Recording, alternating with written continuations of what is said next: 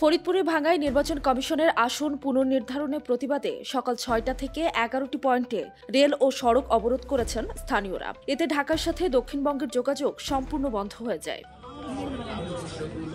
শনিবার সকাল থেকে কয়েক হাজার মানুষ পুকুরিয়া, মাধবপুর, মনসুরবাদ, হামিরদি, সোয়াদি, ভাঙ্গা বাস স্ট্যান্ড, হাসপাতাল মোড় এবং ভাঙ্গা রেল লাইনের বিভিন্ন স্থানে গাছ ফেলে এবং টায়ার জ্বালিয়ে অবরোধ কর্মসূচি পালন করেন। এতে মহাসড়কের উভয় পাশে ২৫ থেকে ৩০ কিলোমিটার এলাকা জুড়ে যানজট তৈরি হয়। আটকা পড়ে শত শত বাস, ট্রাক সহ মালবাহী যানবাহন। ভোগান্তিতে পড়েন হাজার হাজার যাত্রী।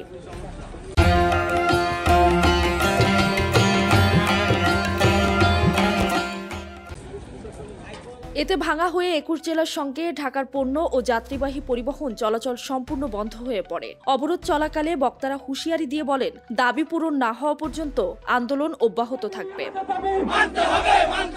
এদিকে সকাল ৮টার দিকে খুলনা থেকে ঢাকাগামী জাহানাবাদ এক্সপ্রেস ট্রেনটি ভাঙ্গার জয়বাংলা এলাকায় আটকা পড়ে। প্রায় ১৫০০ যাত্রী ছিল ট্রেনটিতে। রেলওয়ে পুলিশ ঘটনাস্থলে পৌঁছে পরিস্থিতি নিয়ন্ত্রণের চেষ্টা করে।